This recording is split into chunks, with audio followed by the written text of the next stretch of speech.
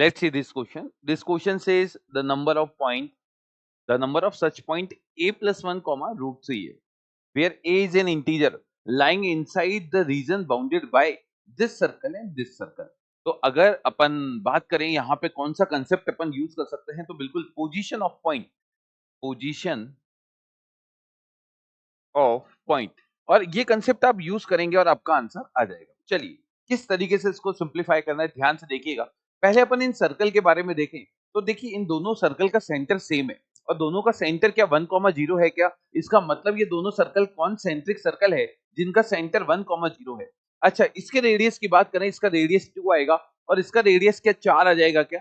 तो अब ध्यान से देखना, मैंने अगर इस दोनों डायग्राम को बनाया तो ये इस तरीके से कोई एक फिगर बन जाएगा जहां पे दोनों का सेंटर सेम होगा। एक का रेडियस आपके पास 2 आएगा और एक का रेडियस कितना आ जाएगा 4।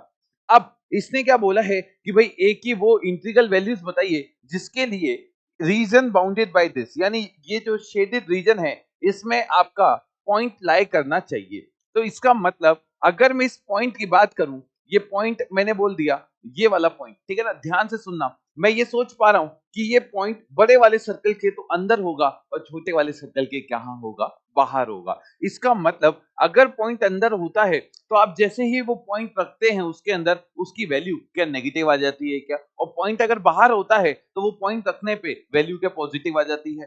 ध्यान से देखिएगा, मैंने कहा ये वाला सर्कल मेरा बड़ा वाला सर्कल है क्योंकि इसका रेडियस 4 है, तो इसमें जब रखेंगे तो वैल्यू नेगेटिव आनी चाहिए। अच्छा, इस सर्कल को आप थोड़ा ध्यान से लिखिएगा, इसको मैंने लिख दिया x माइनस 1 का whole square in y square minus 16 and this is equal to क्या हो गया 0। अब ये पॉइंट जब इसके अंदर रखा जाएगा तो ये वैल्यू ध्यान से देखिएगा, रखने पे ये आ जाएगा a प्लस 1 माइनस 1 का whole square plus root 3 a का होल स्क्वायर माइनस 16 और ये वैल्यू लेस देन क्या आ जानी चाहिए 0।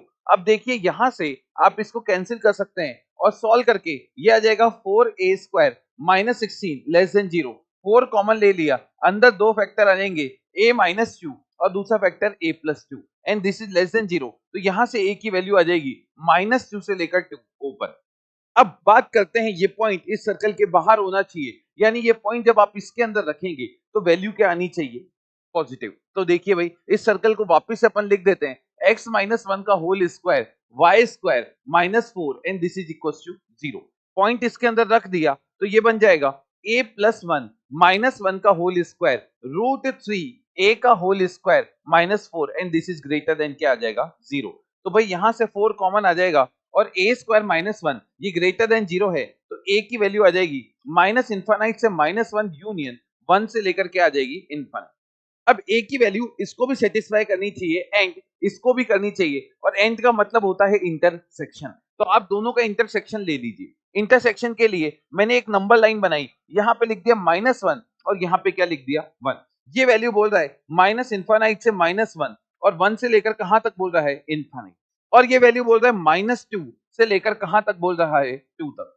तो इन दोनों का अगर आप इंटरसेक्शन देख पा रहे हैं तो मुझे लग रहा है आप देखेंगे एक तो ये वाला रीजन आ रहा है और एक ये वाला रीजन, तो इस ए की फाइनल आंसर आ जाएगी माइनस 2 से लेकर माइनस 1 ओपन यूनियन 1 से लेकर कितना आ जाएगा 2।